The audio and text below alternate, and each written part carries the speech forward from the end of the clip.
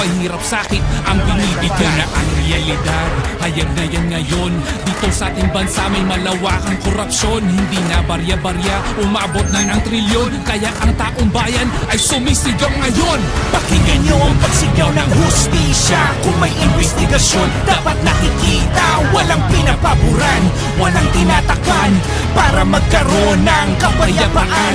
Ang tinig ng bansa'y sumisigaw ng malakas. Dapat ay hindi pinipilipit ang batas. Ang dapat na gawin ay patupad ang patas upang makabangon ng Pilipinas. Kapag mayroong pagkilos, mayroong inaayos. Kapag mayroong proyekto, dapat tinatapos. Kapag may anomalya at ito ay naudlot, hindi dapat pagtakpan, mayroong dapat manugot. Taong bayan ay unahin, di sariling kapakanan. Kung mayroong naging hakbang, dapat nakikita yan.